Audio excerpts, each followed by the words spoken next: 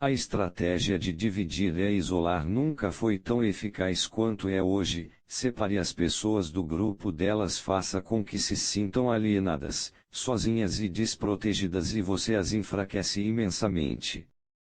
Esse momento de fraqueza dá a você um grande poder para deixá-las encurraladas, seja para seduzir ou induzir pânico e desistência. Durante toda a década de 1960, o seguidor mais fiel e confiável de Mao Tse-tung foi seu ministro da Defesa, Lin Biao. Ninguém elogiava com mais entusiasmo o governante chinês do que Lin e, no entanto, em 1970, Mao andava desconfiado de que os elogios eram um artifício para disfarçar suas intenções. Lin estava tramando para ser seu sucessor. E o que tornava Lin muito perigoso era que, como ministro da Defesa, ele havia acumulado aliados no exército. Mao começou a trabalhar com grande sutileza. Em público ele fazia de tudo para apoiar Lin, como se ele, também, visse o ministro como seu sucessor. Isso amenizou a natural cautela do conspirador. Ao mesmo tempo, entretanto, Mao também atacava e rebaixava alguns dos partidários mais importantes de Lin nas Forças Armadas. Lin era meio radical, desviando-se para a esquerda na maioria das questões. Mao insistia com ele para que propusesse algumas de suas ideias mais extremas para a reestruturação do exército, sabendo secretamente que elas não se mostrariam populares. O apoio a Lin entre as divisões superiores das Forças Armadas lentamente começou a minguar. Lin finalmente percebeu as intenções de Mao, mas já era tarde. Ele havia perdido sua base de poder. Frustrado e com medo, ele tentou armar um golpe de Estado, um ato de desespero que favoreceu diretamente Mao. Em 1971, Lin morreu em circunstâncias suspeitas em um desastre de avião.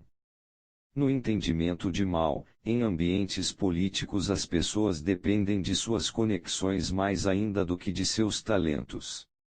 Em um mundo assim, a pessoa cuja carreira parece estar minguando é aquela que poucos desejaram conhecer. Quem se sente isolado com frequência ri com exagero e faz algo desesperado, o que, é claro, só o deixa ainda mais só. Portanto, Mao criou a impressão de que Lin estava perdendo suas conexões. Tivesse ele atacado Lin diretamente, teria se metido em uma briga feia. Separar o ministro de sua base de poder, e no processo fazê-lo parecer estar em declínio, foi muito mais eficaz. Antes de se lançar em um ataque direto sobre seus inimigos, é sempre sensato primeiro enfraquecê-los criando o máximo possível de divisão em suas fileiras. Um bom lugar para enfiar uma cunha é entre a liderança e o povo, sejam soldados ou cidadãos. Líderes funcionam mal quando perdem seu apoio entre a população. Portanto, trabalhe para fazê-los parecer autoritários ou mal informados. Ou roube sua base, como fez o presidente republicano Richard Nixon, em 1972, ao cortejar os tipos proletários que haviam tradicionalmente votado com os democratas. Ele dividiu a base dos democratas. Os republicanos vêm fazendo a mesma coisa desde então. Lembre-se, assim que seu inimigo começa a se fragmentar de alguma forma, a ruptura tende a ganhar impulso. Divisão em geral conduz a mais divisão. Em 338 a.C., Roma derrotou seu maior inimigo na época, a Liga Latina, uma confederação de cidades italianos que havia se formado para bloquear a expansão de Roma. Com esta vitória, entretanto, os romanos se viram diante de um novo problema: como governar a região. Se esmagassem os membros da Liga, eles deixariam um vácuo no poder, e na estrada surgiria outro inimigo que poderia ser uma ameaça ainda maior. Se simplesmente absorvessem as cidades da Liga, diluiriam o poder e o prestígio de Roma, dando a si mesmos uma área grande demais para proteger e policiar. A solução que os romanos encontraram, que mais tarde chamariam de divide e impera, divide e governa, ia se tornar a estratégia que usaram para criar seu império. Basicamente, eles quebraram a liga, mas não trataram todas as suas partes igualmente. Em vez disso, criaram um sistema no qual algumas das cidades foram incorporadas ao território romano e seus residentes receberam plenos privilégios como cidadãos romanos, outras foram privadas da maior parte de seu território, mas ganharam independência quase total, e outras ainda foram invadidas e fortemente colonizadas com cidadãos romanos. Nenhuma cidade ficou com poder suficiente para desafiar Roma, que manteve a posição central. Como diz o ditado, todas as estradas levam a Roma. A chave para o sistema era que, se uma cidade independente provasse ser leal o suficiente a Roma ou lutasse bastante bem por Roma, conquistava a chance de ser incorporada ao império. As cidades individuais agora viam que era mais interessante ganharem os favores de Roma do que se aliarem a outro lugar.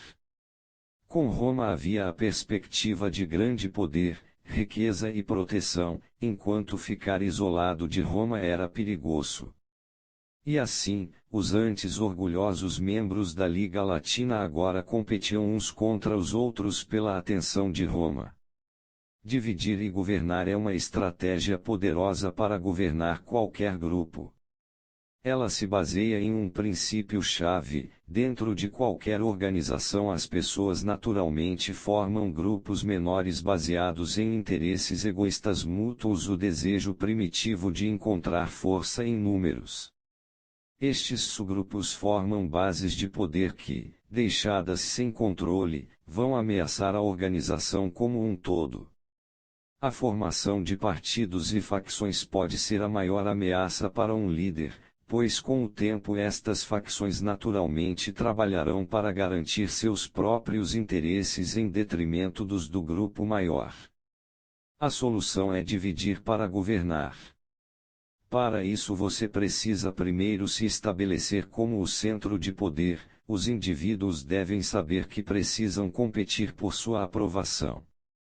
Deve ser mais vantajoso agradar o líder do que tentar formar uma base de poder dentro do grupo.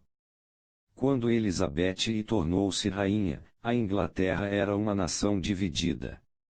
Os resquícios do feudalismo incluíam muitos centros de poder competindo entre eles, a própria corte estava repleta de facções. A solução de Elizabeth foi enfraquecer a nobreza colocando de propósito uma família contra a outra. Ao mesmo tempo, ela ocupava o centro, tornando-se um símbolo da própria Inglaterra, o eixo em torno do qual tudo girava. Dentro da corte, também, ela garantiu que nenhum indivíduo exceto, é claro, ela mesma ganhasse ascendência. Ao perceber que primeiro Robert Dudley e depois o Conde de Essex se acreditavam seus favoritos, ela rapidamente se livrou deles. A tentação de manter um favorito é compreensível, mas perigosa. Melhor girar suas estrelas, deixando cair uma de vez em quando. Reúna pessoas com pontos de vista diferentes e as incentive a brigar por eles. Você pode justificar isto como uma forma saudável de democracia, mas o efeito é que, enquanto aqueles abaixo de você lutam para serem ouvidos, você governa. O diretor de cinema Alfred Hitchcock enfrentava inimigos de todos os lados: escritores, cenógrafos, atores, produtores, pessoal do marketing, qualquer um deles bem capaz de colocar seu ego na frente da qualidade do filme. Os escritores queriam mostrar suas habilidades literárias, os atores queriam parecer astros, produtores e marqueteiros queriam que o filme fosse comercial, toda a equipe concorria com seus próprios interesses. A solução de Hitchcock, como a da Rainha Elizabeth, foi assumir a posição central, em uma variante de dividir e governar.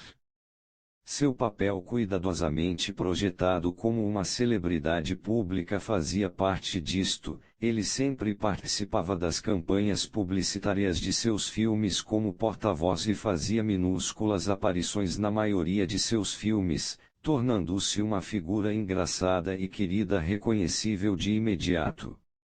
Ele se colocava no meio de todos os aspectos da produção, desde a redação do roteiro antes de iniciar a filmagem até a edição no final.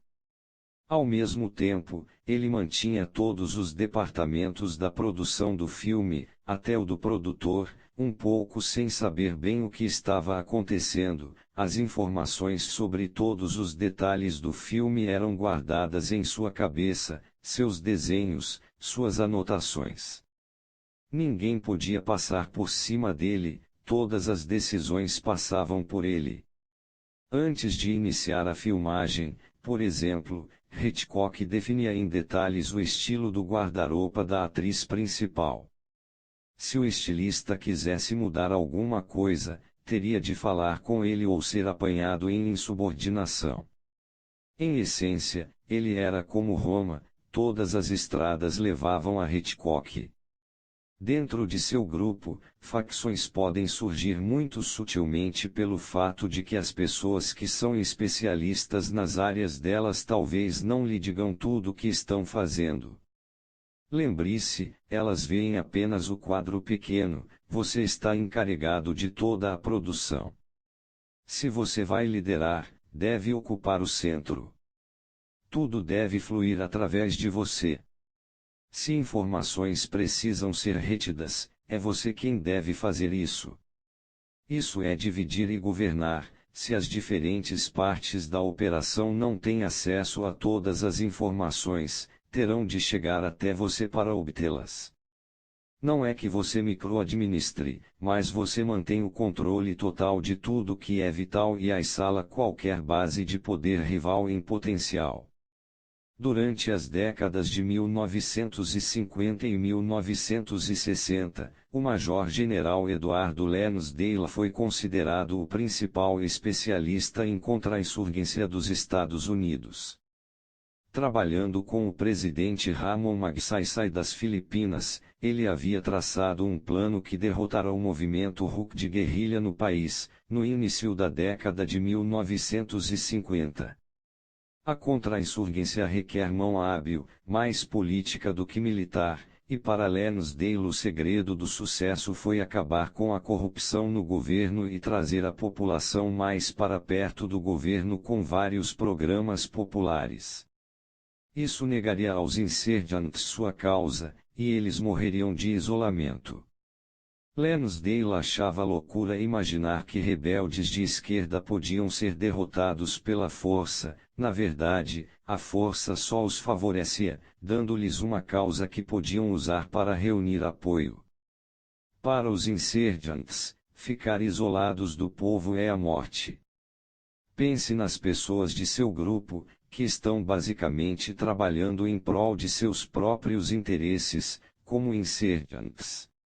Elas são tipos Cassius que prosperam no descontentamento dentro da organização, atiçando a dissensão e o facionalismo.